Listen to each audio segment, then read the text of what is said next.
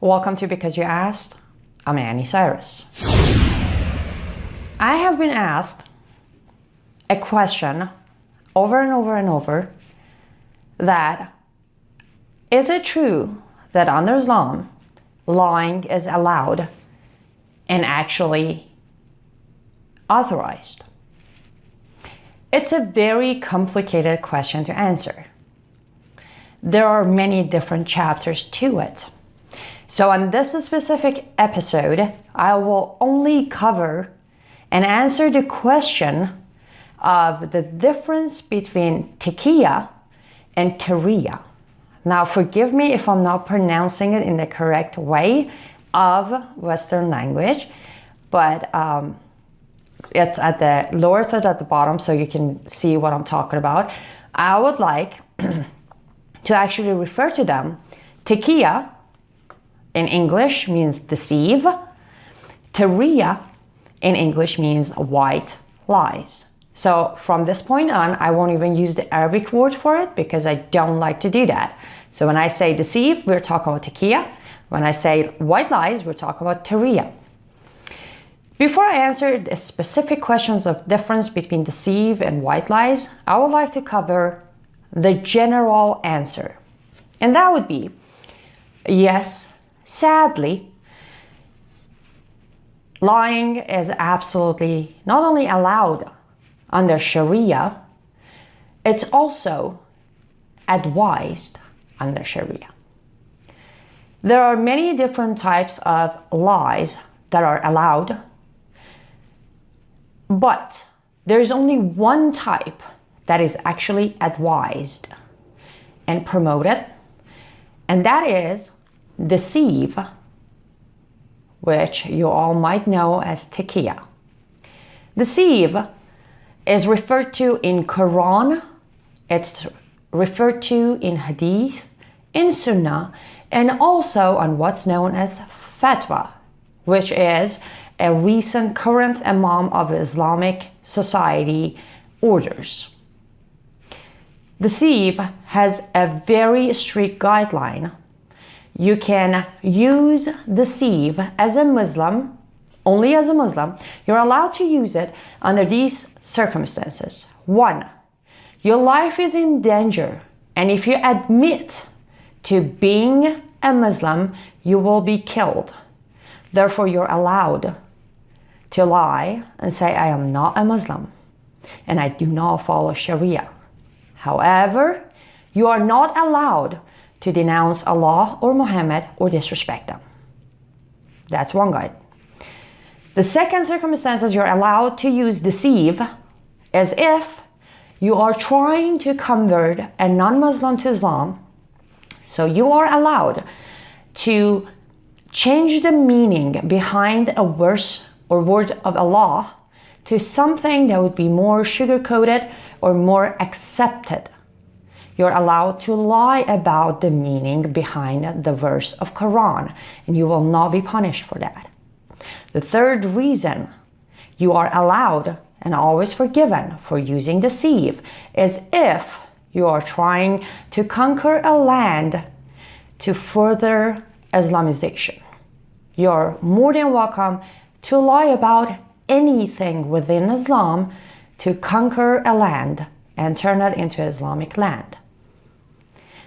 The fourth reason you're allowed to use deceive is if you are trying to save a Muslim's life, just like you could save your own life.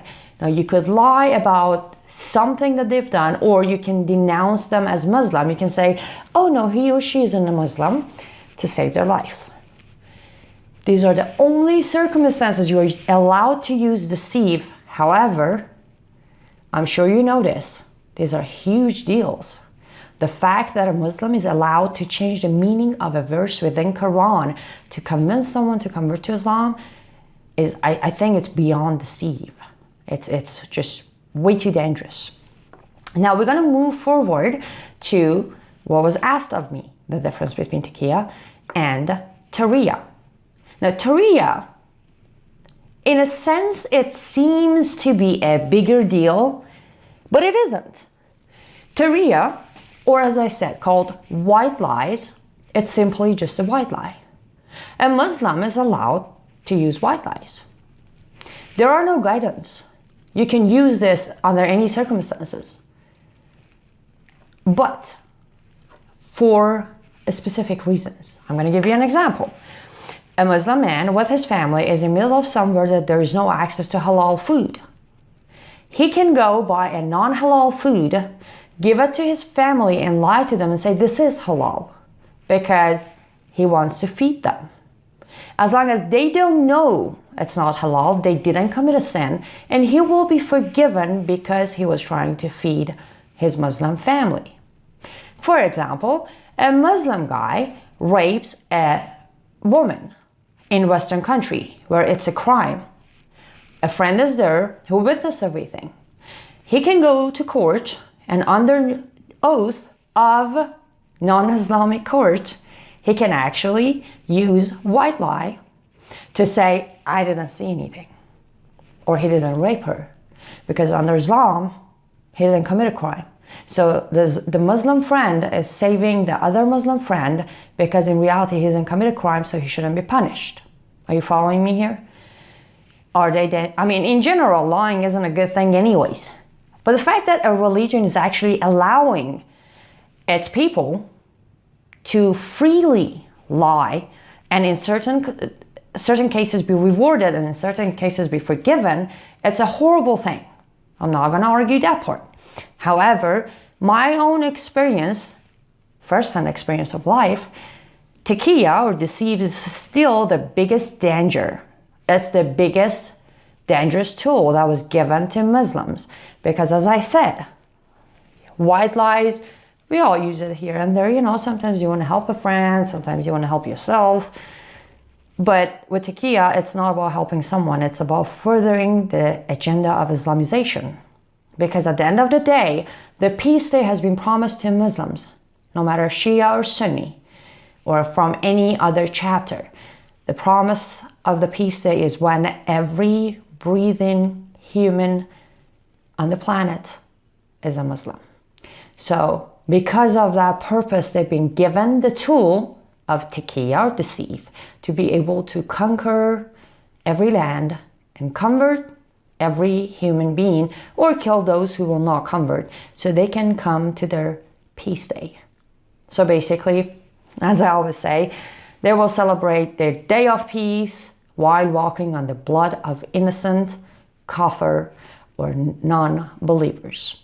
I hope this answered the question about the difference between tariya and taqiyya.